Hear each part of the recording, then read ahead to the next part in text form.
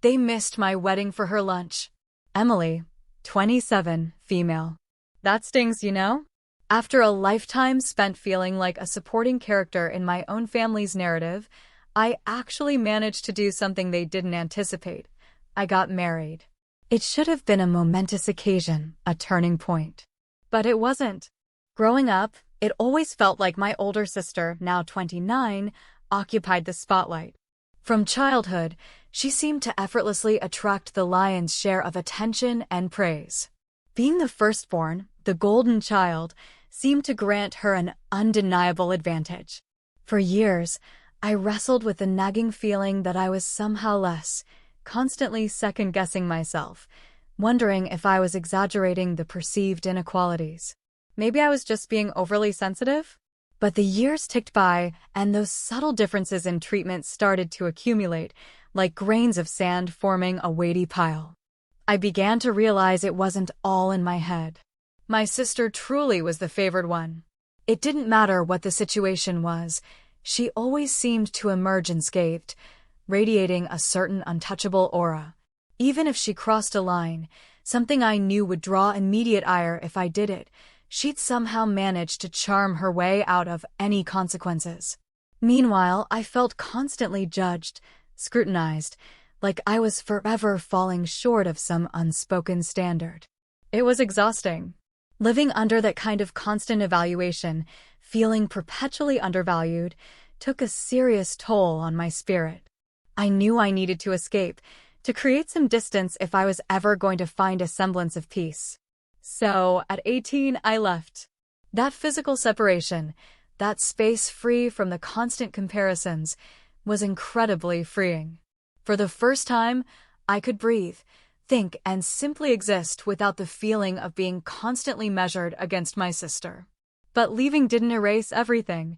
Even with the distance, my sister seemed intent on undermining me in our parents' eyes.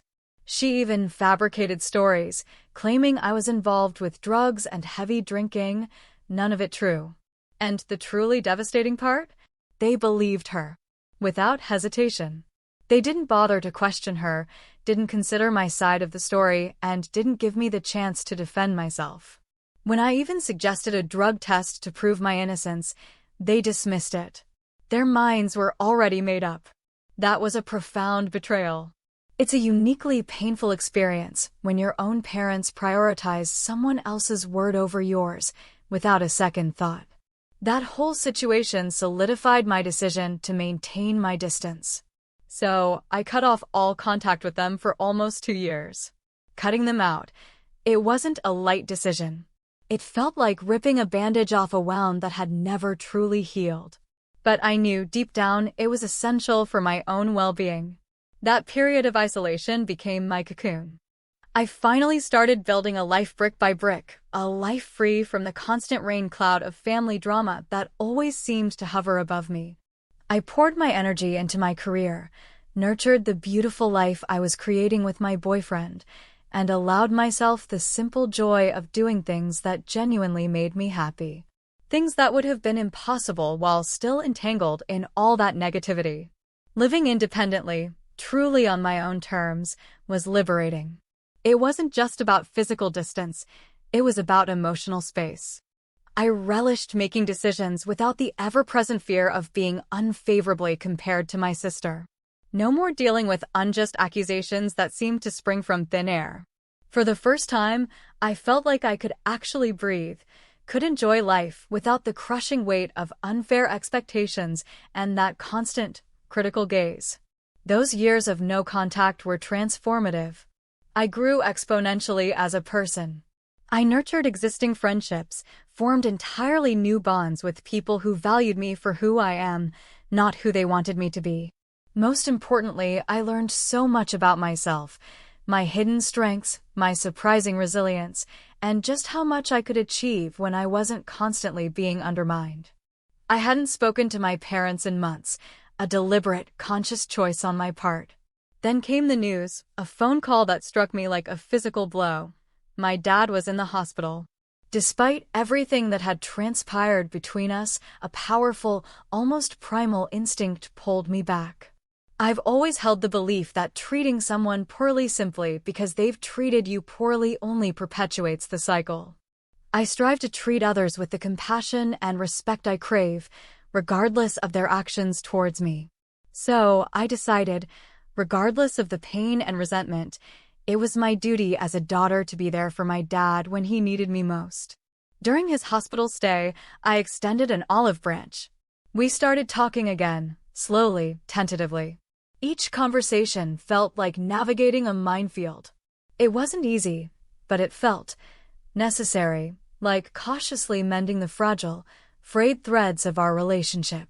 My sister, however, was far from pleased. She seemed wary, almost threatened by our reconciliation. But I stood firm.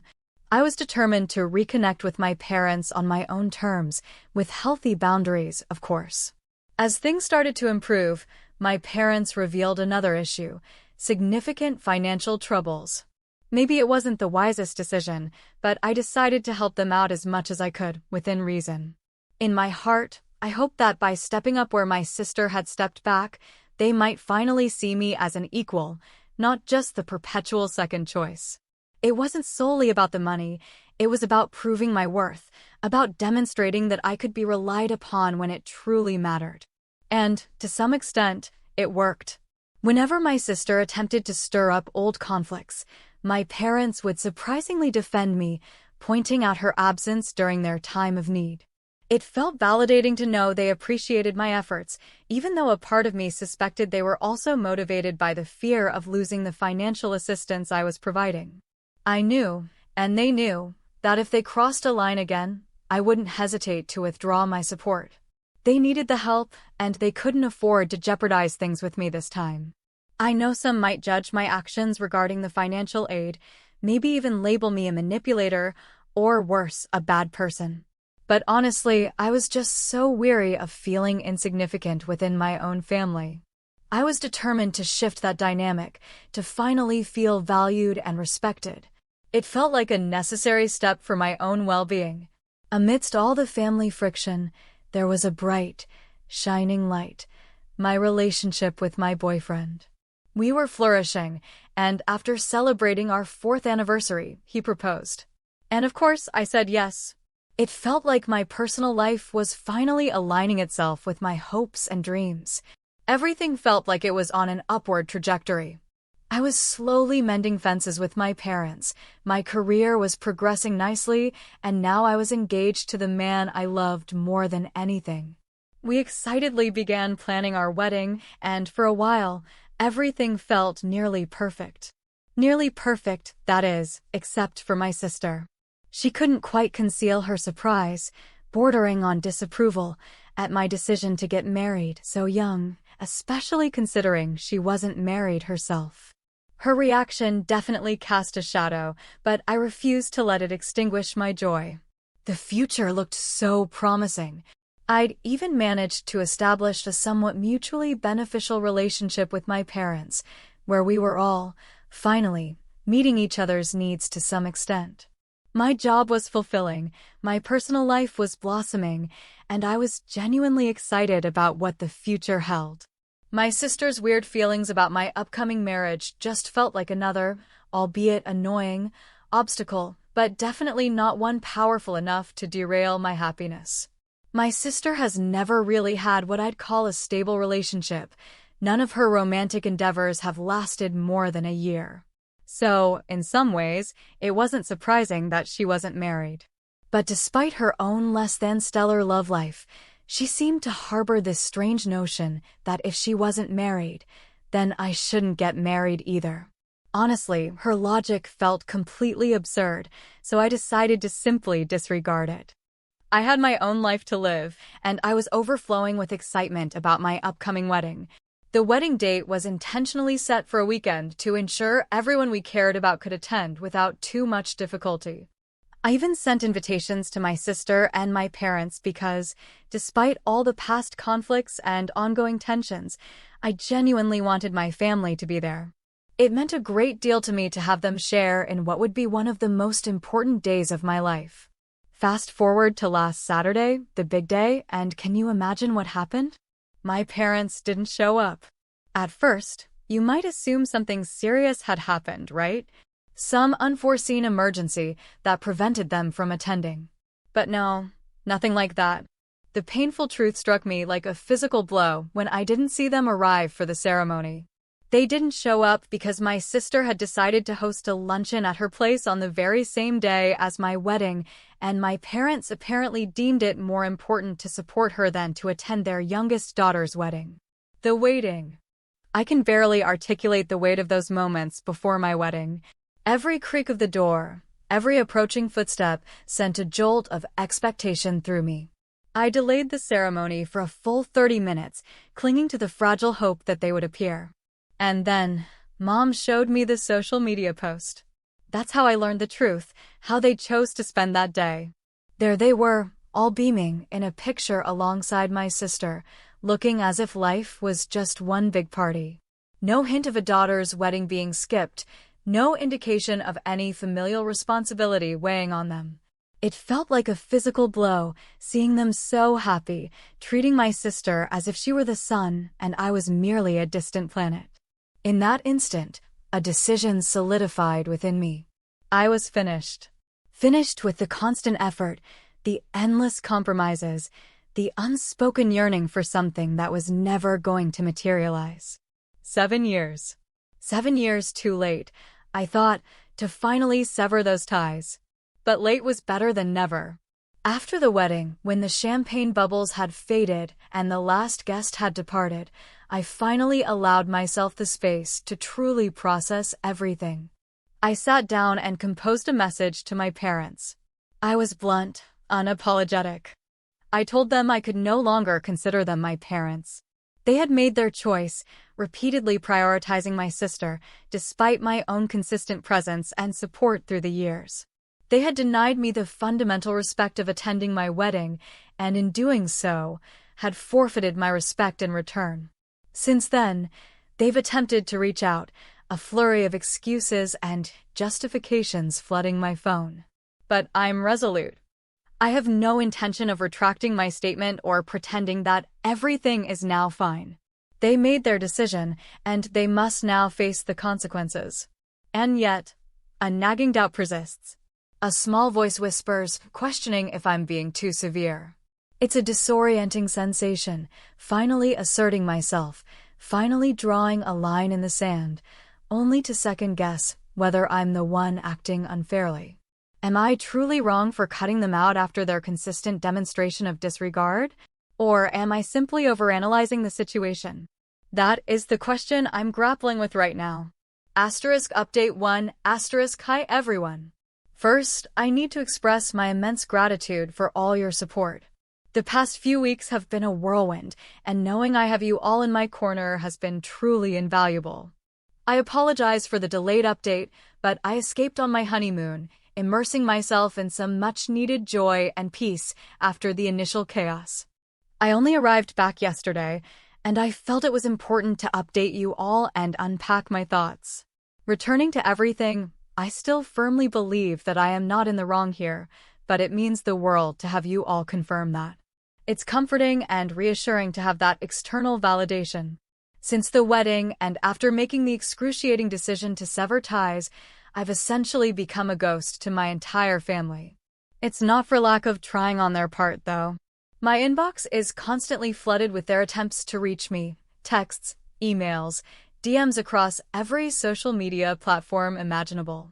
My sister and my parents keep hammering home the idea that they did nothing wrong, that I'm just blowing the whole situation out of proportion. Honestly, just seeing their names flash across my phone screen now fills me with a profound weariness. The financial aspect of this whole mess is another raw wound. My parents are particularly stung by my decision to stop contributing financially. They know perfectly well that my sister isn't going to suddenly become their benefactor. She's never had the financial means to help, or perhaps the inclination. They simply took it for granted that I would always be there, wallet perpetually open, regardless of how they treated me. But that's not the case anymore. I've slammed that door shut, and I fully intend to keep it that way. The truth is, I absolutely hate that I've been forced into this position. I hate that they've created a situation where I feel like I have to choose between my own inner peace and their happiness. For years, I felt like I was just a resource to them, a walking ATM, not a daughter or a sister deserving of basic respect and love. That realization stings more than I can express. It cuts incredibly deep. Looking ahead, I have absolutely no intention of trying to be friendly or pursuing any kind of reconciliation. Some might label that as harsh, but I believe sometimes you have to be unyielding in order to protect your own well-being. You have to draw a line somewhere, and for me, that line was watching them prioritize a casual lunch over witnessing my once-in-a-lifetime wedding day. It's a strange and complex mix of emotions to navigate, especially as a newlywed. This should be one of the happiest periods of my life, and while it is in many respects, thanks to my amazing husband, it's also overshadowed by this ongoing family drama. Yet, despite all the bittersweet feelings, I'm learning an incredible amount about myself, about setting healthy boundaries, and about what I absolutely need to do to safeguard my mental health. I truly appreciate all of you for sticking by me through this agonizing ordeal. Knowing that I have a community that supports me and understands my perspective is truly invaluable. It makes standing my ground and sticking to these incredibly difficult decisions just a little bit easier. So thank you sincerely. You've helped more than you could possibly know. Update 2. So it's been about 3 days since my last update, and honestly, things have been utterly chaotic. Yesterday, something completely unexpected happened. My mother actually showed up unannounced at my apartment. The last thing I needed was a family crisis, especially one involving her. But according to the neighbors, Mom had been camped out on the sidewalk for hours before I even pulled into the driveway. They said she was pacing, looked agitated. The fact that she'd waited so long made me wonder if she actually had something important to say, maybe even an apology brewing. So, against my better judgment, and with a sigh that felt like it emptied my lungs, I let her in. Looking back, huge mistake. The door barely clicked shut before the accusations started flying. First, I was supposedly a terrible person for portraying them as the villains. Her words were like little poison darts, especially since they were such a twisted version of the truth. Then came the "now that you're married" speech, the one where I'm apparently supposed to forget my real family. I should still prioritize them, treat them like family, she insisted. Something inside me snapped. I told her her definition of family would actually mean something if they'd ever treated me like I was a part of it. But that wasn't my experience. Whenever I needed them, I was always an afterthought, someone insignificant. Her showing up now, pretending to care, felt so manufactured, so hollow. Why now, after all this time? Why feign concern when their actions have always screamed the opposite? I brought up the wedding, my wedding day, and how she and Dad had essentially chosen my sister over me. I tried, futilely, to make her understand how deeply that stung, how their choices spoke volumes, deafening volumes. But it was like talking to a wall made of granite. She was so stuck in her own version of reality that she couldn't even begin to grasp how hurtful her actions had been. It was both infuriating and deeply saddening to witness. She truly believed she'd done nothing wrong. Instead, I was the one overreacting, being dramatic. The conversation was spiraling, going nowhere fast. I was getting nowhere with her, and her complete refusal to take any responsibility was only making the chasm between us wider and deeper. Finally, I reached my breaking point.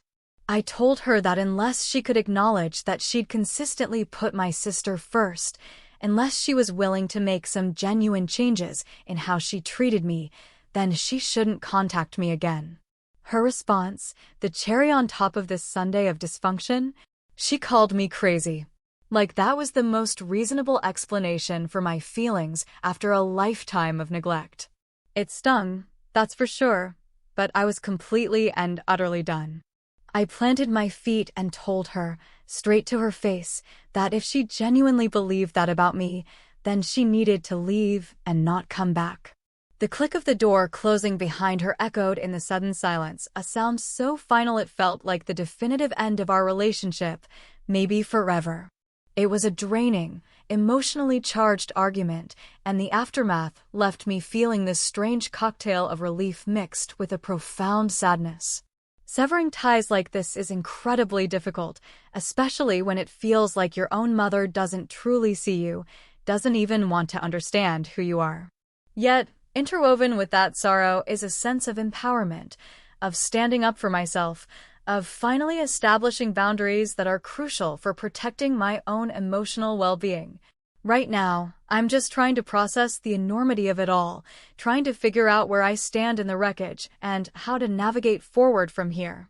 It's not easy, this internal reckoning, but I deeply believe it's absolutely necessary. So, the question keeps circling in my mind, am I the bad guy for how I handled things? Or am I simply, finally, taking the essential steps to safeguard my own peace of mind? That's the question I'm wrestling with. Update 3. Hi everyone, I just wanted to say thank you so much for sticking with me through all of this. It's been a while since my last update, I know.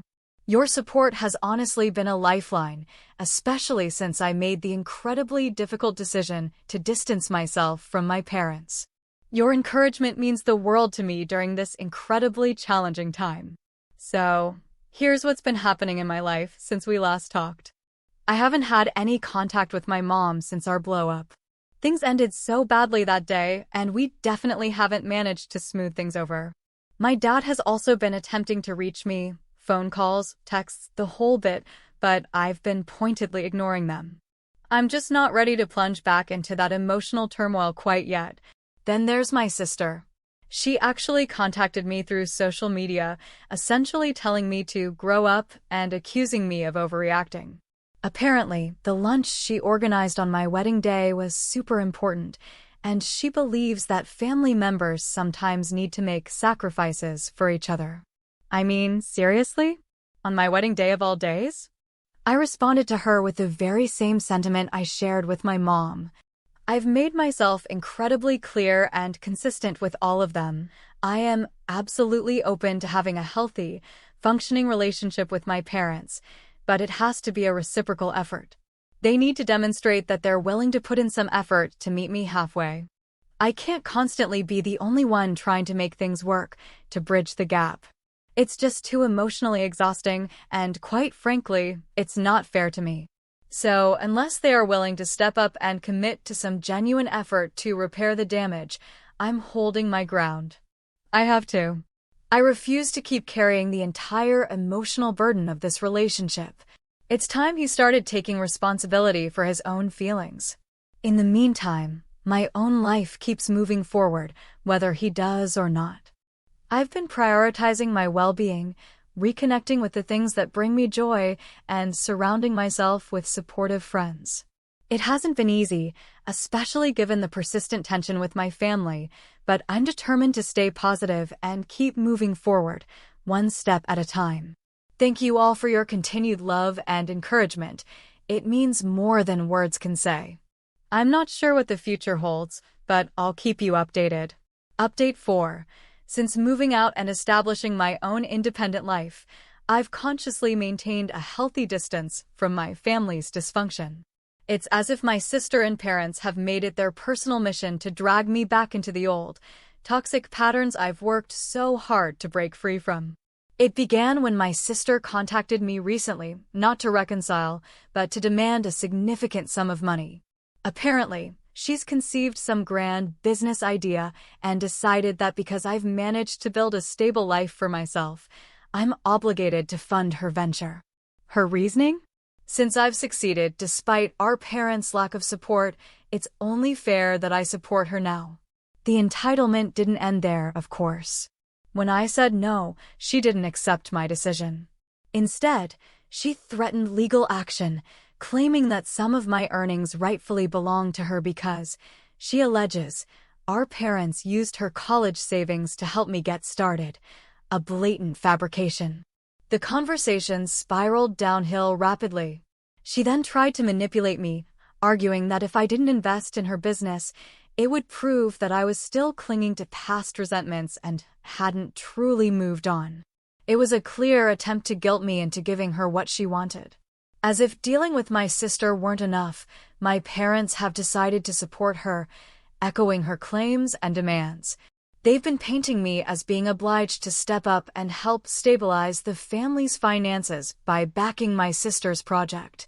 During a particularly stressful phone call, they laid it on thick, reminding me of all the sacrifices they made for me over the years and insisting that helping my sister was the least I could do to show my gratitude.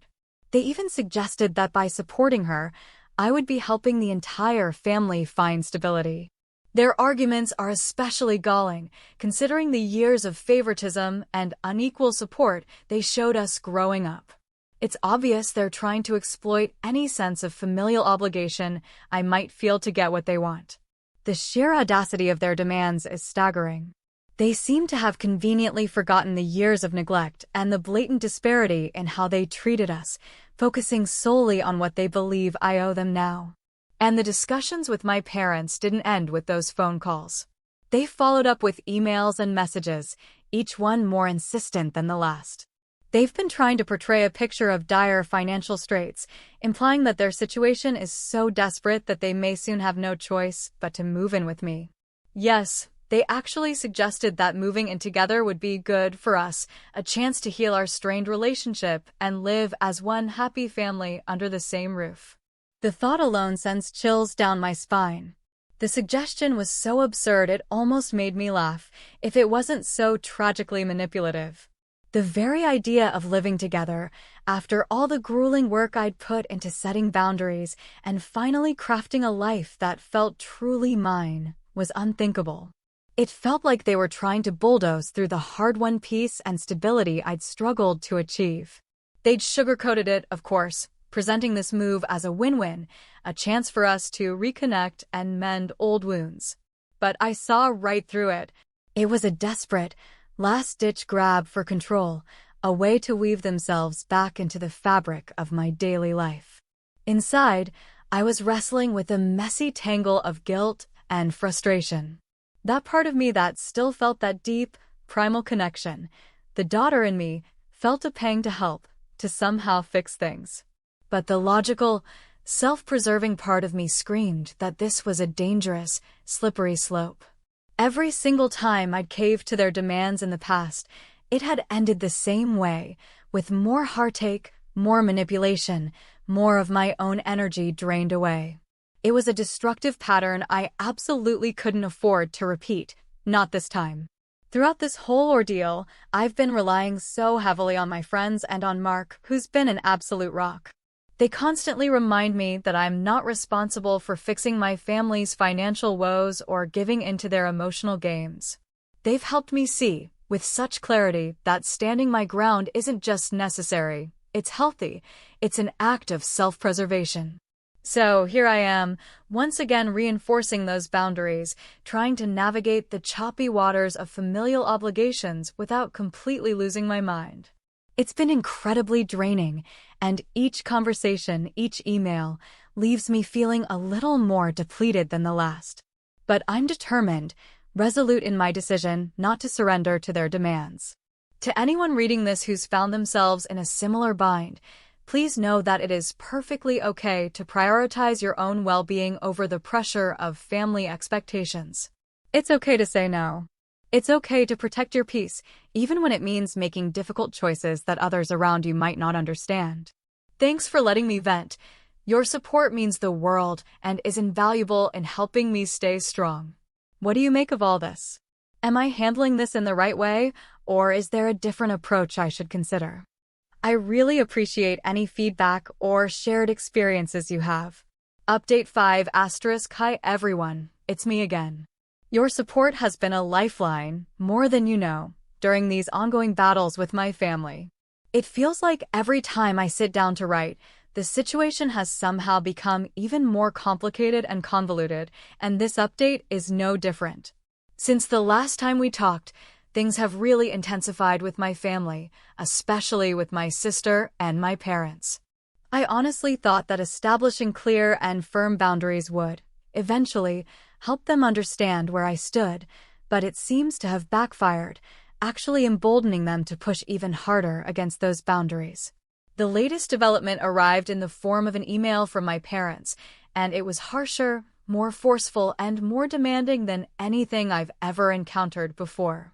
They've fabricated some elaborate claim that they're actually entitled to a portion of my earnings, arguing that their investment in my upbringing and my education somehow gives them the right to share in my success now.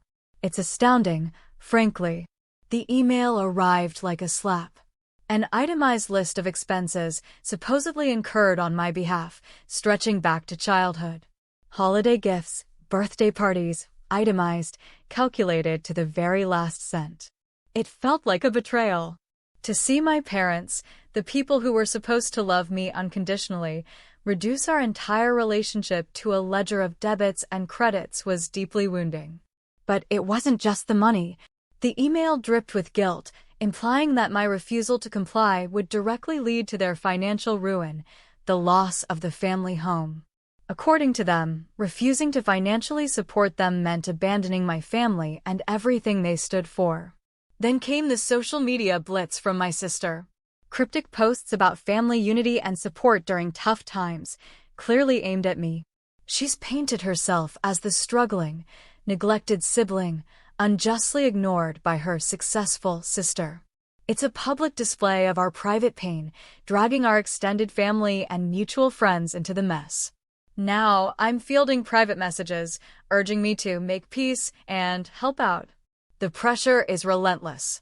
My parents' guilt trips about the house and my sister's public shaming have made maintaining my boundaries feel almost impossible. But ironically, their tactics have only solidified my resolve. They confirmed that those boundaries weren't just necessary, but essential for my sanity. I spent days wrestling with my response, leaning on my partner and a close friend with some legal background. Their advice was invaluable. Finally, I crafted a reply to my parents, acknowledging their feelings while firmly reiterating that my financial independence is exactly that, mine. I told them that I am grateful for their role in my life, but I'm not an investment, and it's unfair to treat me like one. I expressed my sympathy for their situation with the house, but clarified that their financial decisions, and the consequences thereof, are not my responsibility. As for my sister, I sent her a private message, pleading with her to respect our privacy and keep our financial disagreements off social media. I offered to discuss things privately, but made it clear that I wouldn't participate in a public mudslinging match. To cover my bases, particularly regarding the thinly veiled legal threats she was making, I consulted a lawyer. He confirmed that my family has no legal claim to my earnings and advised me to document everything. It was a precautionary measure, but it brought me some much-needed peace of mind. The emotional toll is immense. Each email, each message, each carefully crafted social media post chips away at my resolve. It's a constant battle to remind myself that I am not responsible for their happiness or their financial stability. However, the support from the community has been a lifeline. Hearing that others have navigated similar situations and emerged stronger is a powerful reminder that I'm not alone. Going forward, my focus is on reinforcing my boundaries and building a life with people who understand and respect them. This isn't easy, not at all. I know deep down there are still more hurdles ahead, but I'm resolved to stand by the choices I've made. I wanted to express my sincere gratitude for all the support I've received. It truly made a difference. If anyone has insights or stories regarding complicated family finances or maintaining emotional stability under familial strain, I'd still welcome them. Your shared experiences have been a source of hope and direction for me. Today feels like a turning point. I'm writing what I intend to be my last update here about my family. After countless sleepless nights spent reflecting and enduring what felt like an increasingly intrusive invasion by my family, I've finally solidified my decisions regarding the path I want to take. Since my last post, things escalated to a point where I simply couldn't tolerate or manage them with just boundaries and carefully worded emails anymore. What started as manipulative requests morphed into something akin to outright harassment. The relentless pressure, The constant unwanted contact and the emotional games reached a stage where my daily existence and my mental health were seriously at risk. I came to the stark realization that these weren't just simple oversteps. They were blatant violations of my personal space and my peace of mind. Faced with their unwavering behavior, I felt I had no other choice but to take firm, decisive action to safeguard myself and secure a future independent of their influence. After detailed consultations with legal professionals concerning the ongoing harassment, I made the heart-wrenching decision to file charges against certain members of my family. This wasn't something I entered into lightly, but I felt it was absolutely necessary to formally acknowledge the severity of their actions and to put a legal stop to the harassment once and for all. The legal process was incredibly draining, both emotionally and physically, but it only strengthened my resolve to prioritize my own well-being above everything else. Alongside pursuing legal avenues, I made several significant changes in my personal life. I went as far as changing all my contact information, new phone numbers, a new email address, and even moved to a completely new location. While having to erase my old contact details and physically relocate felt like an extreme measure, it was absolutely vital in ensuring that my family couldn't reach me directly and continue to disrupt my life. This entire period has honestly been one of the most difficult in my entire life. Severing ties completely with my family was a huge, monumental decision filled with such complex and contradictory emotions. Despite the incredible relief of removing myself from such a toxic atmosphere, there's a deep, piercing sadness in recognizing that my family relationships had deteriorated to such a catastrophic extent. However, the unwavering support from my friends, my partner, professional counselors, and so many of you here has been invaluable in helping me navigate through these changes. Looking ahead, my main focus is on rebuilding and reinforcing the positive elements in my life. I'm actively investing my time and energy in relationships that are genuinely supportive and reciprocal, and I'm also taking deliberate steps to nurture my mental and emotional health. The absence of constant familial chaos has already brought an unprecedented sense of calm and stability to my everyday life, and I genuinely feel optimistic about what the future holds. I wanted to share this final update as a way of bringing closure for myself and as a heartfelt thank you to all of you who have followed my journey, offered invaluable advice, and shared your own personal stories. Your support has been an unwavering light during some of my darkest moments, and I'm incredibly grateful for that. As I bring this chapter to a close, I want to encourage anyone facing similar challenges within their family to prioritize their own well-being above all else, and to seek out whatever resources and support systems are available to them. Please remember that it's absolutely okay to step away from relationships, even familial ones, that are causing you significant harm or distress. Taking those necessary steps to protect yourself isn't an act of selfishness, it's an act of profound self-respect.